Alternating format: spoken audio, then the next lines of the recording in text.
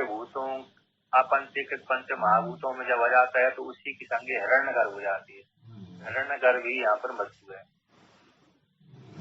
तो कहते हैं यहाँ मृत्यु कौन है कि अस्नाई मृत्यु असितुम इच्छति अस्नाया, जिसको खाने की इच्छा होती है उसको अस्ना बोलते हैं। अस्ना वाला ही मृत्यु होता है। अस्ना वाला व्यक्ति ही, भूखा व्यक्ति दूसरे को मार करके अपना भोजन पेट भरता है। यदि जानवर आदि है तो जो मांसाहारी जानवर है तो दूसरे को मारकर खाता है। शाकाहारी है तो अन्न आदि खाएगा, तो मांसाहारी है तो दूसरे जानवर को मार करके दूसरा खाता है। तो जब भूख लगती है तभी वह दूसरे को ऊपर हमला आदि करता है, खाता है। इसलिए भूखा वाला व्यक्ति, अस्ना वाला व्यक्ति, अस्ना भूखा, तो अस्ना वाला व्यक्ति को ही मृत्यु कहते हैं। तो अस्ना जिसको है, भूख जिसको लगी है तो वह मृत्यु है। इसलिए वह मृत्यु कौन के धर्म है? प्राण के धर्म है। मुख्य रूप से प्राण के धर्म है। समस्त तो कौन हो गया? हिरण्यगर्भ हो गया।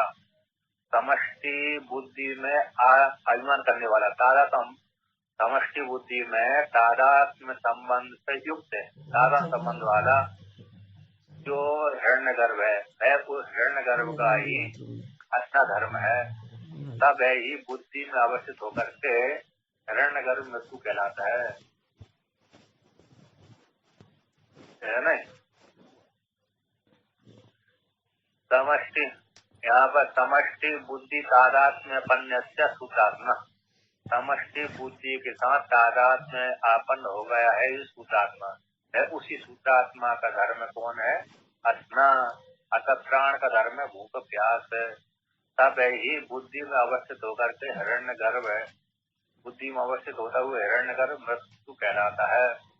भाई उस मृत्यु का स्थूल शरीर भाग कौन हो गया? विराट हो जाएगा आगे। उसका सूक्ष्म भाग कौन होगा? कारण भाग। सुसुप्ति अभिमानी देवता जो केवल ब्रह्म ईश्वर है वो कारण भाग हो गया, और फिर उससे नीचे का भाग कार्य हो गया, और उससे नीचे का और स्थूल कार्य हो गया। अब आगे उसी को लेकर कहते हैं,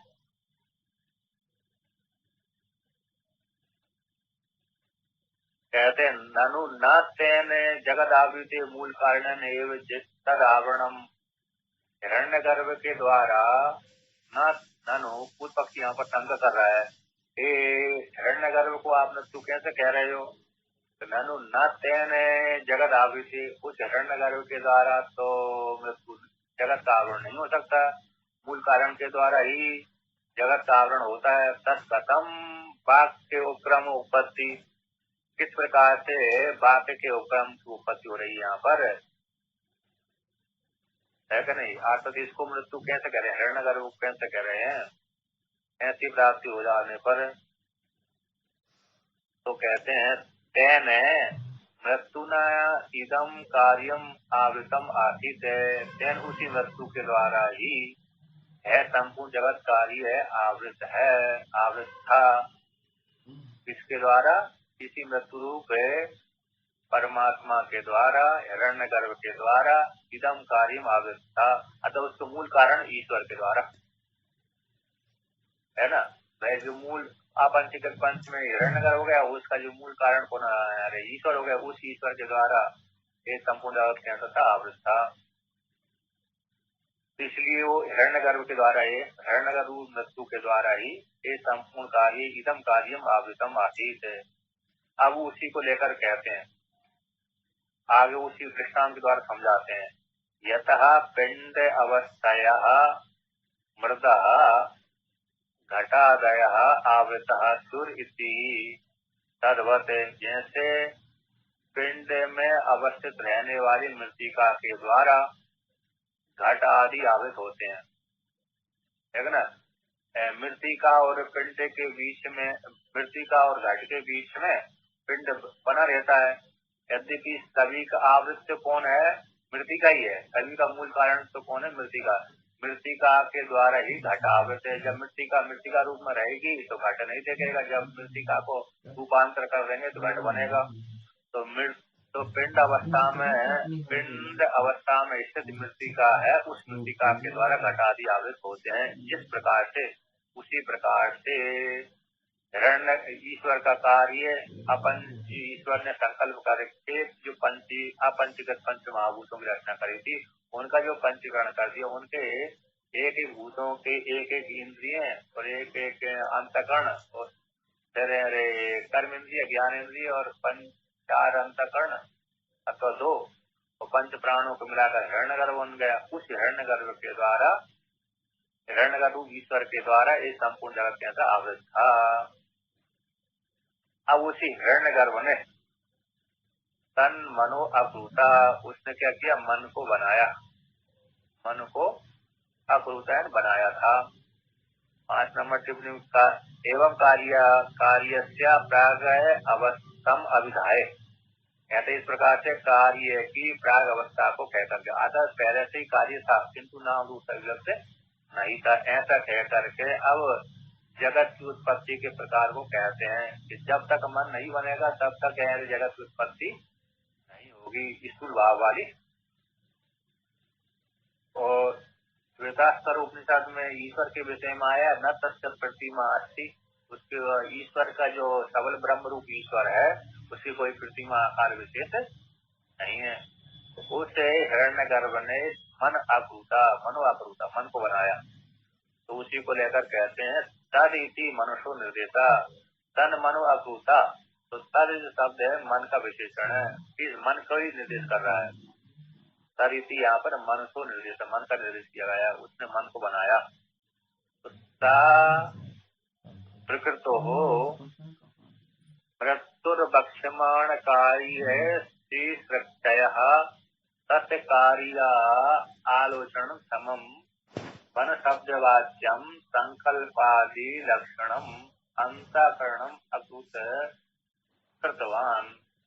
कहते हैं तब प्रकृत मृत्यु है जिसका प्रकरण चल रहा है, ऐसे हिरण्यगर्भ जो मृत्यु है, भक्ष्यमाण आगे जो कार्य की सृष्टि करने की इच्छा से, आगे भक्ष्यमाण कहे जाने वाला है, आगे कार्य की सृष्टि करने की इच्छा से सत्य कार्य अपने कार्य को आलोचन करने में समर्थ है, आलोचन करने में, विचार करने में समर्थ है। जो मन शब्दवाद है वह मन शब्दवाद से वो कैसा है, संकल्प विकल्प आदि लक्षण वाला है। ऐसा अंतःकरण मन से हो गया, मन बुद्धि चित्त अहंकार, अथवा मन बुद्धि दोनों आ जाएंगे, एक समष्टि बुद्धि एक व्यष्टि बुद्धि। तो व्यष्टि बुद्धि हो जाएगी संकल्प आदि, संकल्प विकल्प निश्चय, तो संकल्प आदि लक्षण वाला जो अंतःकरण है, ऐसा अंतःकरण को उसने बनाया था, कृतवान किया था, बना लिया। अब आगे कहते हैं भूत सृष्टि,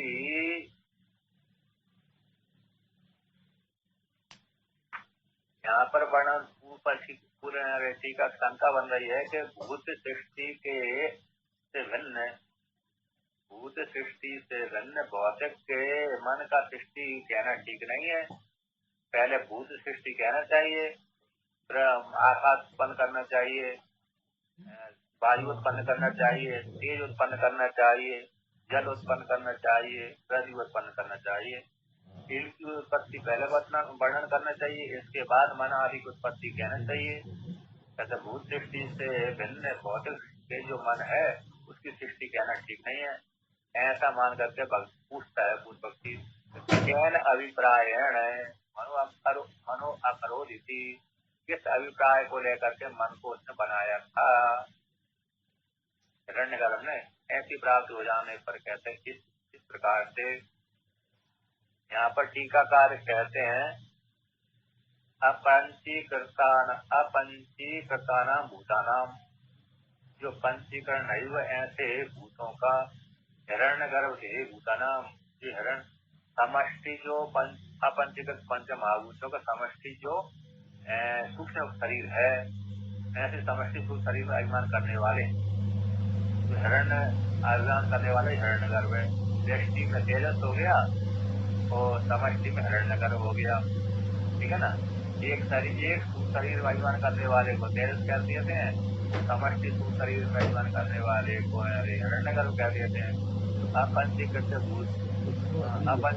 भूतों को हिरण्यगर्भ का नाम प्रागेव लब्धात्म तत्वात्, पहले से ही लब्ध स्वरूपात्मक होने सत्ता वाला होने से देव्यो उनके द्वारा हिरण्यगर्भ शरीर तो पहले से ही प्राप्त हो गया था। उनके द्वारा मनो व्यतिरिक्त देव्यो उनसे व्यतिरिक्त देव्यो उनसे मन व्यक्ति मनो व्यक्ति है ना, मनो व्यक्ति देव्यो उनसे जो मन व्यक्ति है, ऐसा कोई विरोध नहीं है। शब्द स्वरूपात्मक होने से देव्य होने के द्वारा ही मन की व्यक्ति हुई है, उसी के द्वारा ही मन बना है। पंचगत पंच महाभूतों से ही मन की उत्पत्ति हुई है, इसलिए कोई विरोध नहीं है। ऐसा मानते हुए हम कहते हैं, उसी कहते हैं आकाश मन तो उत्पन्न हुआ, पैसों से उत्पन्न हुआ है, ये तो इससे उत्पन्न हुआ है, अपंचीकृत पंच महाभूतों से उत्पन्न हुआ है। ठीक है ना। लब्ध स्वरूपा पहले से ही लब्ध स्वरूपात्मक होने से देव्य भूतों से ही मन व्यक्ति, मन रूप व्यक्ति की उत्पत्ति हुई है। आज मन व्यक्त हुआ है, इसलिए कोई विरोध नहीं है, ऐसा मानते कहते हैं उससे, इसलिए उसने मन को बनाया। अतः आत्मन भी आत्मवान श्याम भवेयम, आत्मन भी हो जाऊं मैं, आत्मन भी श्याम यानी आत्मवान भवेयम, है ना।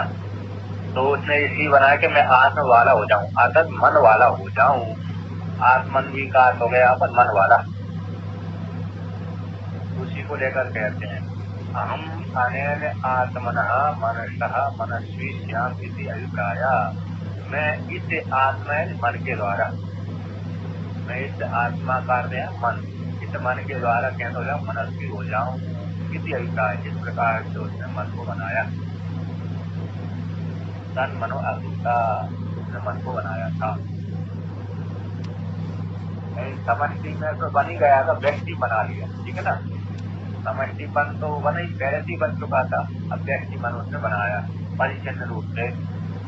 जिस प्रकार से मन वाला हो गया तो फिर विचार करने लगा, विचार करके फिर संपूर्ण जगत की सृष्टि उसने फिर करी।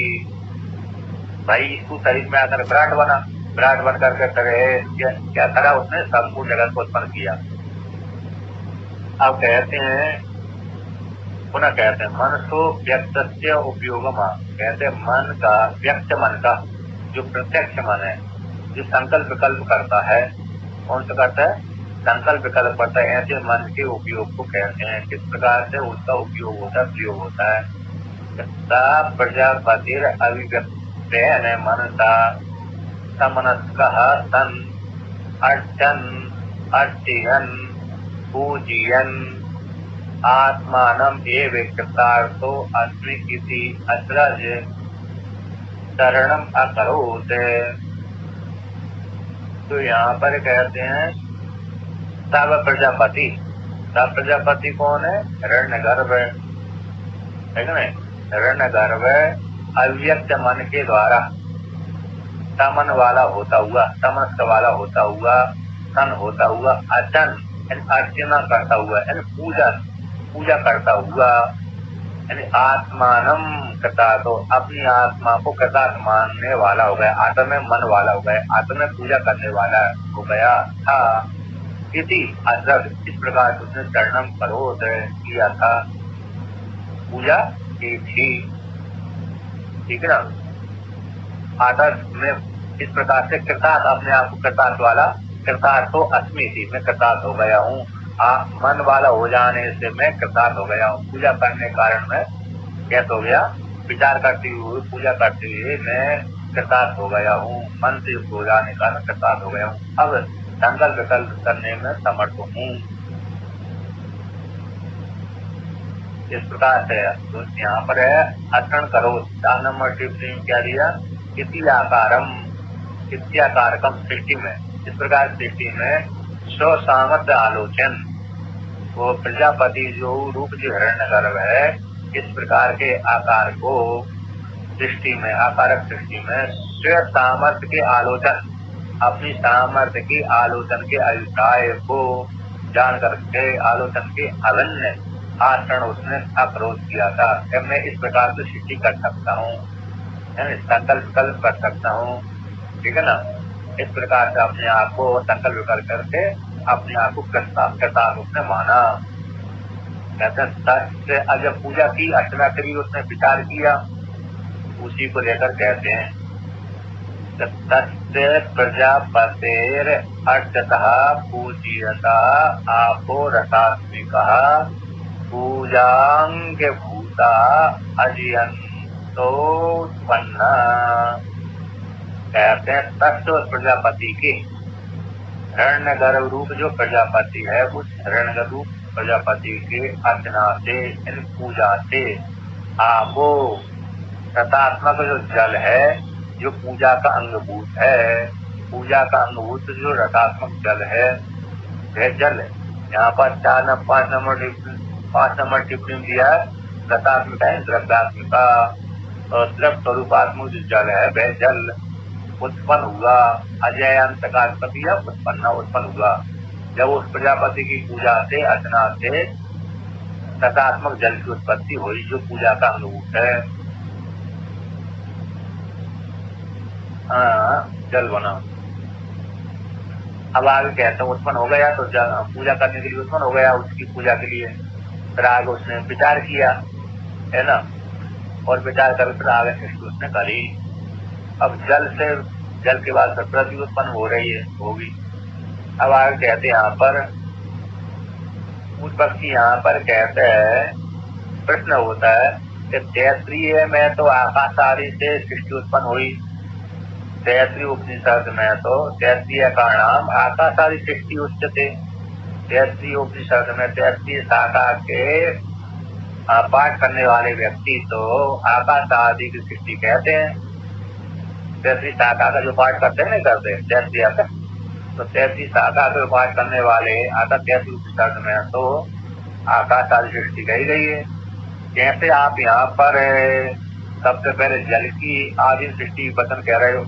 यहाँ पर तो व्याकरण उपनिषद में इस प्रसंग में यहाँ पर कहते हैं, यहाँ पर अपामादु सृष्टि वचनम, आदि सृष्टि जल की सृष्टि कैसे कह रहे हो? जबकि वहाँ तो पहले आकाश की सृष्टि कही है तैत्तिरीय उपनिषद में, कामयोग में तेज की सृष्टि कही है, और यहाँ पर आप जल की कह रहे हो आदि में।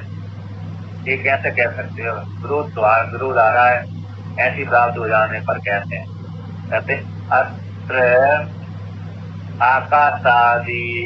अत्र आकाश प्रवृत्ति नाम क्रियाणाम उत्पत्ति अनंतरम इति वक्तव्यम शुद्धि अंतर सामर्थ्यात् विकल्प असंभवाच्च सृष्टि कर्मस्य। अत्र यहाँ पर सप्तमी जो अत्र विभक्ति, अत्र है जो सप्तमी विभक्ति है, हिरण्यगर्भ कर्तिक सर्ग उक्ति। अत्र शब्द यहाँ पर किसको डाल लेना चाहिए? हिरण्यगर्भ के कर्तिक सर्ग उक्ति डाल लेना चाहिए इस हिरण्यगर्भ की सृष्टि में। कहते आकाश प्रवृत्ति नाम का अर्थ है आदि। तो आकाश आदि तीनों की, आकाश है, वायु, तेज है, तेज के बाद ही फिर कौन आएगा? जल आएगा। तो आकाश आदि तीनों की उत्पत्ति के अंतर ही जल की उत्पत्ति कहना चाहिए, क्योंकि दूसरी श्रुति में इस प्रकार से वर्णन किया गया है। पहले आकाश की उत्पत्ति हुई, फिर जल, तेज की, आकाश के बाद वायु की उत्पत्ति हुई, फिर तेज की उत्पत्ति हुई, फिर जल की उत्पत्ति हुई, फिर पृथ्वी की उत्पत्ति हुई। तो इस प्रकार से तीनों भूत की उत्पत्ति के अंतर ही जल की उत्पत्ति कहना चाहिए। श्रुति अर्थ सामर्थ्य, श्रुति अंतर सामर्थ्य से कहते, श्रुति विकल्प मान लिया जाए, जब विकल्प का संभव न होने से सृष्टि कर्मत्या, सृष्टि क्रम के विकल्प का संभव न होने से, है क्या नहीं तो सृष्टि क्रम में विकल्प मानेंगे तो कामयोग में अलग प्रकार सृष्टि कही है, तैत्तिरीय में अलग प्रकार सृष्टि कही है, तैत्तिरीय उपनिषद में तो दूसरी प्रकार से वर्णन कर दिया, यहाँ पर दूसरी प्रकार से वर्णन कर दिया, तो कैसे हो जाएगी? भिन्नता हो जाएगी। ऐसी प्राप्ति हो जाने पर आगे कहते हैं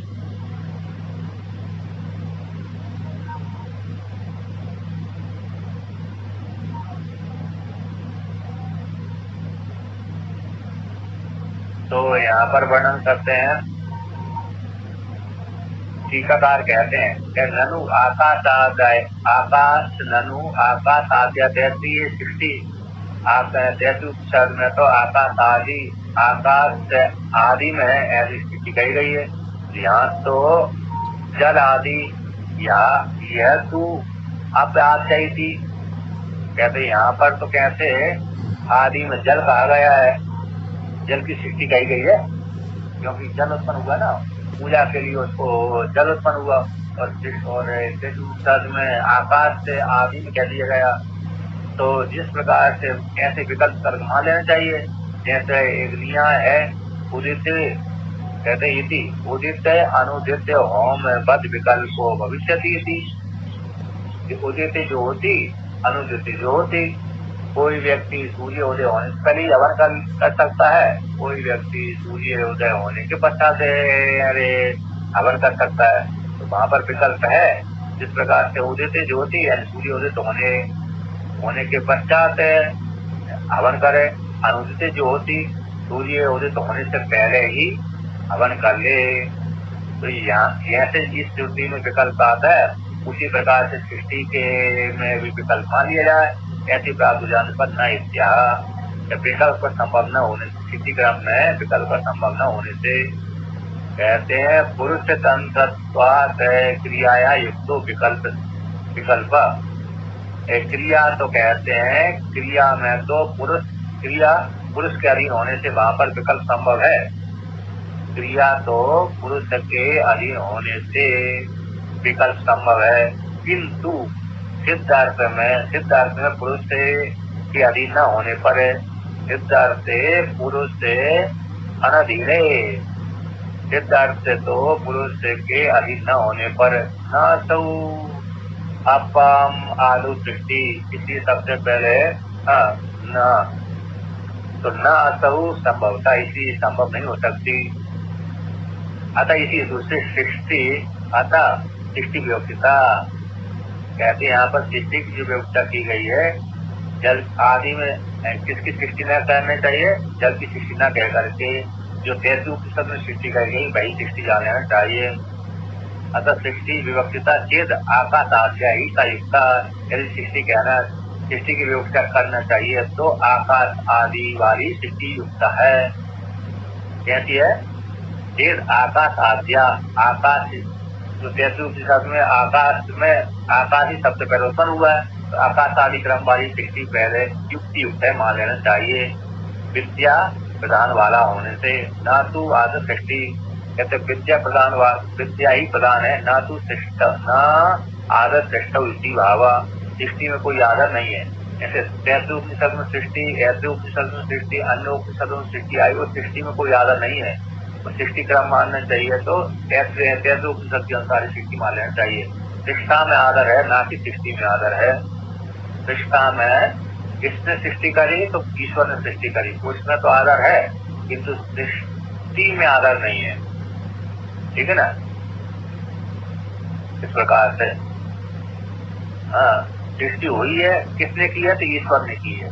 बस उसको ध्यान में रखना है, किस प्रकार से हुई है, किस प्रकार नहीं हुई, ये जरूरी नहीं है। यदि जानना ही है तो तेसु उपनिषद के अनुसार ही सृष्टि जान लेना चाहिए। आकाश आदि क्रम से सृष्टि उत्पन्न होती है। अब आगे कहते हैं, तो कहते हैं अपाम आदु, कहते हैं आदि में जल की उत्पत्ति। अपाम आदु सृष्टि वचनम अनुपयुक्तम, आदि में अपाम आदु आदि में जो जल की सृष्टि का वचन कहा गया उपयुक्त नहीं है। न सृष्टो, कहते हैं न सृष्टु, सृष्टा का तो कथन नहीं किया गया,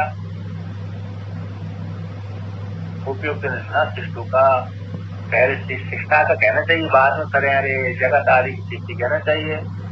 तावी उनके द्वारा, इनके द्वारा जल आदि के द्वारा, तावी उनके द्वारा ही पूजा सिद्ध थी, मनुष्यों के द्वारा ही तो शिष्टाओं के द्वारा ही तो पूजा आदि की सिद्धि होती है। इसी आशंका को लेकर कहते हैं अश्वमेधिक अग्नि, जो अश्वमेध संबंधी अग्नि के अर्क नाम असिद्धि अर्थ के लिए सदुपयोगी, अर्क नाम अश्वमेध अग्नि के अर्क नाम तो सिद्धि के लिए सदुपयोगी कौन है? जल है उस उपयोगी जल रूप स्थिति के लिए तद उपयोगी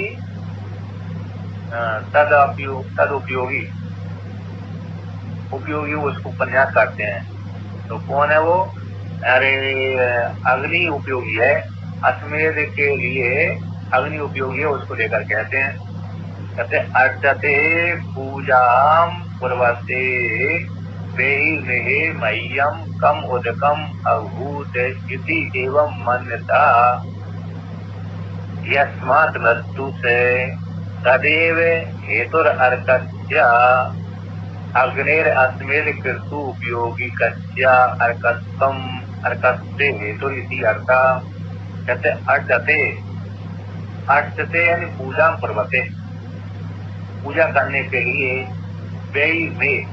निश्चित मह्यम मेरे लिए कम एन उदकम अभूत है, मुझे प्रजापति के लिए मैं जो प्रजापति हिरण्यगर्भ हूँ, ऐसे प्रजापति ने कहा माना अपने लिए मैं तूने ऐसा माना क्या पूजा करने के लिए अच्छा दिन पूजा करने के लिए मेरे लिए कम उदकम अभूत है जल की उत्पत्ति हुई। यस्मा जिस कारण से इस प्रकार से मृत्यु देवता मृत्यु रूप प्रजापति ऐसा मानता है, यस्मा जिस हेतु से मानता है कि मेरे लिए पूजा के लिए एक जल की उत्पत्ति हुई। तस्मात उसी तदेव उसी प्रकार से तस्मात तदेव का तो है तस्मात उसी प्रकार के अनुमान से हेतु से कहते हैं अर्कस्य यानी अग्नि का, यानी जो अश्वमेध कृष्ण की उपयोगी अग्नि है उस अग्नि का जो अर्कत्वम है ये पूजा के लिए कहते हैं जल की उत्पत्ति हो गई, यही अर्कत्व में हेतु है। पूजा के लिए जल की उत्पत्ति हुई है, यही अर्कत्व में हेतु है।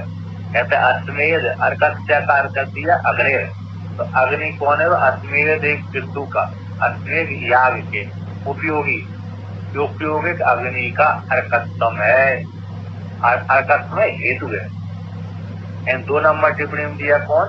ये है 2 नंबर टिप्पणी में बक्षमाण विराट रूप अग्नि की उत्पत्ति हुई। इससे पूज्य जो विराट शब्द कौन है?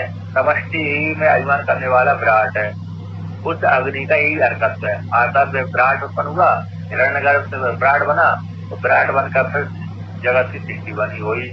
विराट को ब्रह्मा कहते हैं। अग्नि अब पुनः आगे कहते हैं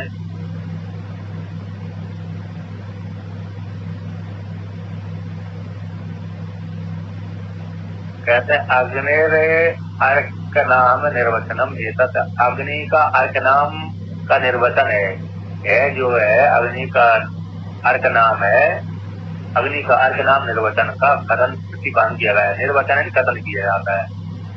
गुण नाम कौन सा है? गुण नाम अर्चनाथ सुख हेतु पूजा करणाद अपसंबंधात अग्नेर एतत् गुण नाम अर्थ इति।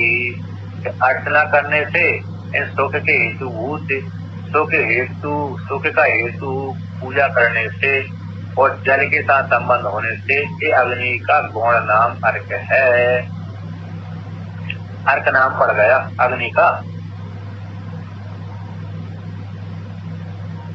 अर्चन का अर्थ होगा सुख का हेतुभूत, सुख का हेतुभूत पूजा के करने, सुख का हेतुभूत है पूजा के करने से और जल के साथ संबंध होने से अग्नि का गुण नाम अर्क हो गया। उस कहते हैं अब जो कोई व्यक्ति इस प्रकार से जानता है, 4 नंबर टिप्पणी में क्या दिया? सुख के हेतुभूत पूजा करने से अर्चना रीति इसी का विवरण हो गया है। अर्चना से मृत्यु का यह अर्कत्वम है जल के द्वारा, जल के द्वारा संबंध होने से तो अग्नि का एक गुण नाम है।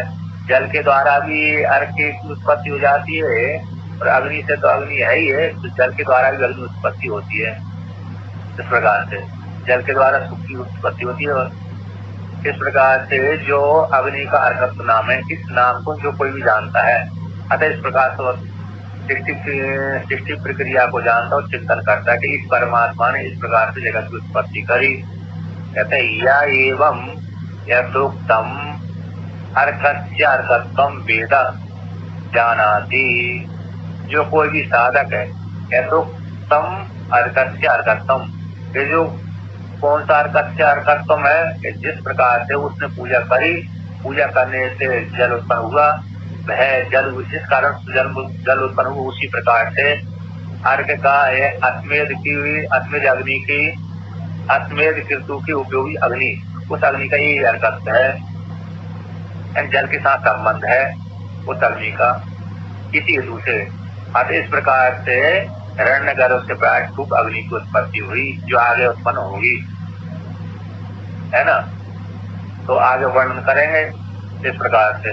तो कहते हैं जो कोई भी इस प्रकार से यथोक्त अर्कस्य अर्कत्वम, अर्क का अर्कत्व को जानता है, यानी अग्नि का अर्कत्व को जानता है,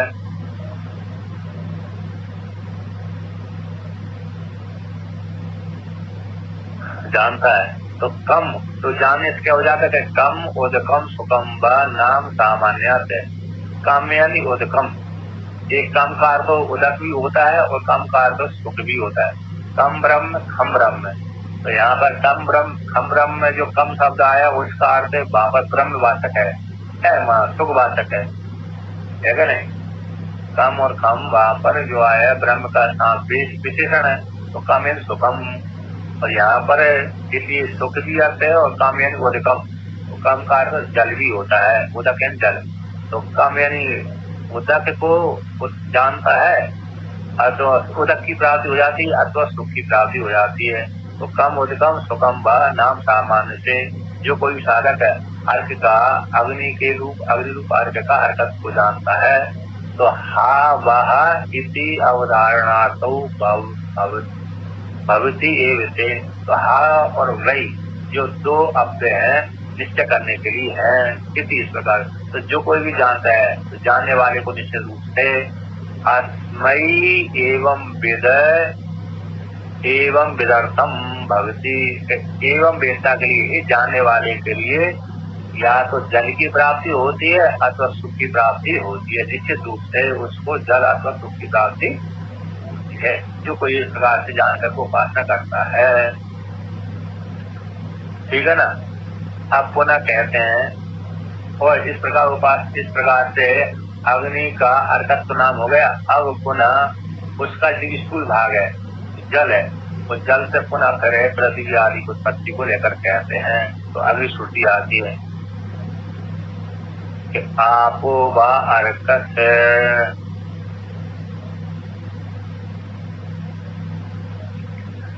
तद यदि अपाम सर आसीत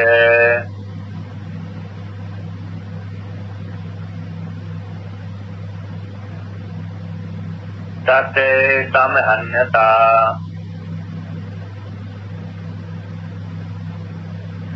सा पृथ्वी अभवत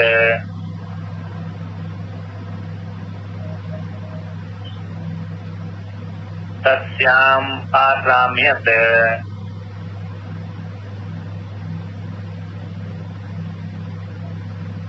तस्य क्रांतस्य तप्तस्य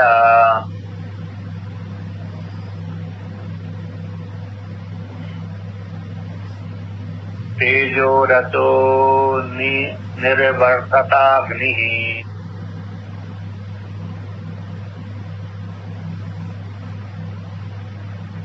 अब यहाँ पर कहते हैं पहले अर्क अग्नि के अर्क का अर्कत्व कहा गया, अब अर्क कौन है दूसरा कहते हैं आपो वही अर्कत जल ही अर्क है, क्योंकि जल से ही अग्नि की उत्पत्ति होती है। स्थूल जल से तेज रूप अग्नि की उत्पत्ति हो जाती है ना, बिजली आदि की उत्पत्ति होती है। तो आपो वही अर्कत जल ही कैसा अर्क है। तो तद से है, तद शब्द नपुंसक है, यह तद भी नपुंसक है। तो तद भय है। अपाम सरा, जो अपाम जल, तो जल का जो सर भाग है, सर यानी एक तो सर होता है, अंतिम छोर अंतिम भाग होता है ना सर, एक बाण का भी बाण का भी वाचक सर होता है, एक अंतिम भाग भी होता है। तो सर यहाँ पर सार लिया, सार यानी उच्छूनता, यानी जैसे दधी का मंडभूत है, दधी का मंडभूत है स्थूल भाग है, उसी प्रकार से जल का जो सारभूत उत्पन्न हुआ, अपाम सर आशीष है।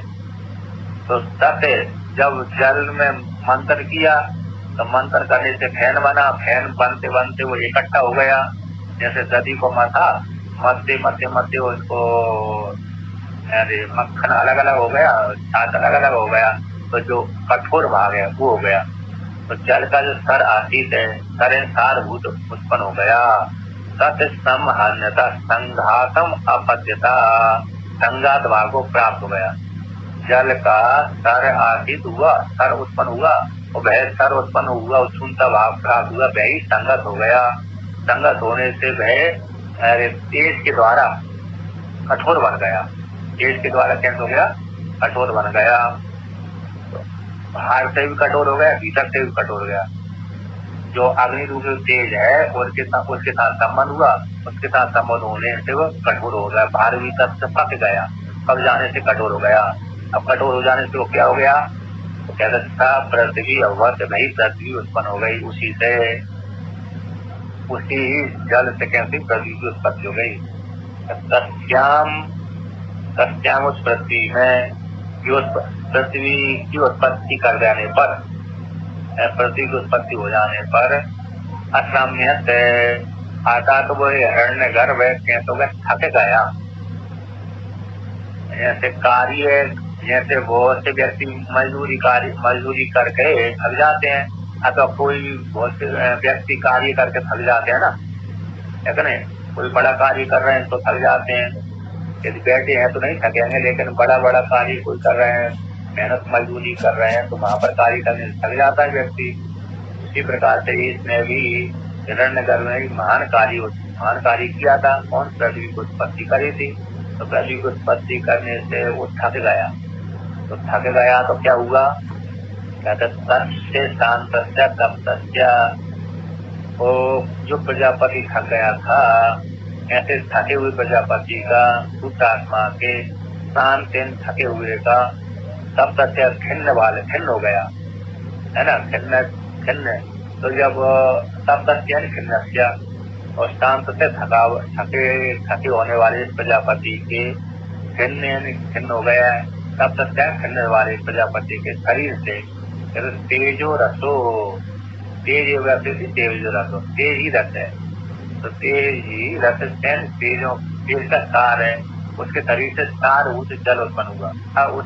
उसमें तेजो शरीर, तेजो रसो, तेज रूप रस है। यहाँ पर भगवान एव कारण में अर्थ किया, तेज ही रस है ना, उसके शरीर से तेज रूप रस उत्पन्न हुआ, तो वो उत्पन्न किया, वो अग्नि उत्पन्न हुई, यानी प्राण रूप अग्नि उत्पत्ति हुई।